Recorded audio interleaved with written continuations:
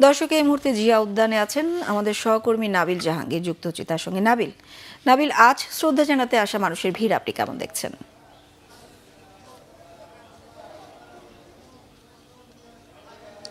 বিপাশা, আজকে বেগম জিয়ার মৃত্যুর 14তম দিন। আজকে কিন্তু সকাল থেকে আমরা দেখছি বেগম জিয়ার সমাধিতে শ্রদ্ধা জানাতে ঢাকার সহ আশেপাশের বিভিন্ন জেলা থেকে কিন্তু অনেকেই আসছেন। তাদের মধ্যে বিএনপি এবং অঙ্গ সংগঠনের নেতাকর্মীরা যেমন রয়েছেন, তেমনি কিন্তু অসংখ্য সাধারণ মানুষও রয়েছেন এবং এখানে তারা আসছেন, তারা কবর জিয়ারত করছেন। আপনি নিশ্চয়ই দেখতেই পাচ্ছেন এখনো কিন্তু অনেকেই কবর জিয়ারত করছেন। এছাড়াও আমরা দেখেছি স্বেচ্ছাসেবক দলের পক্ষ থেকে কেন্দ্রীয় নেতারা এসেছিলেন, তারা কবর জিয়ারত করেছেন। এছাড়াও আমরা দেখেছি অবসরপ্রাপ্ত সেনা কর্মকর্তারা তারা এসেছিলেন, তারাও কবর জিয়ারত করেছেন। এবং এছাড়াও কিন্তু বিভিন্ন বিএনপির বিভিন্ন নেতাকর্মীরা, বিভিন্ন স্তরের নেতাকর্মীরা এসেছেন। বিশেষ করে এই মুহূর্তে আপনি নিশ্চয়ই দেখতে পাচ্ছেন আরাফাত রহমান কোকোর স্ত্রী, তিনিও কিন্তু এখানে এসছেন আজকে বেগম জিয়ার যে সমাধিতে শ্রদ্ধা জানাতে, কবর জিয়ারত করতে।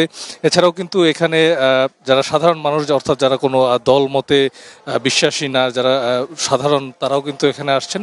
তাদের সাথে আমরা কথা বলছিলাম। তারা যেটি আসলে বলছেন যে বেগম জিয়ার দেশের প্রতি যে অবদান, সেই অবদানের প্রতি কৃতজ্ঞতা প্রকাশ করতেই কিন্তু তারা আজকে এখানে এসছেন এবং জিয়ারত করছেন, শ্রদ্ধা জানাচ্ছেন। অনেকেই এতদিন আসার সুযোগ পাননি, সেই কারণে আজকের দিনটি যেহেতু সরকারি ছুটির দিন, কিছুটা রাস্তাঘাটও কিছুটা ফাঁকা থাকে, সে কারণে কিন্তু আজকে আমরা দেখছি মানুষের যে ভিড়, সেটিও কিন্তু সপ্তাহের অন্যান্য দিনগুলোর তুলনায় কিছুটা বেশি। এবং যারা নেতাকর্মীরা আসছেন তারা সবাই কিন্তু বলছেন বেগম জিয়ার যে স্বপ্নের গণতান্ত্রিক বাংলাদেশ, সেটি বিনির্মাণে তারা সহযোগিতা করবেন।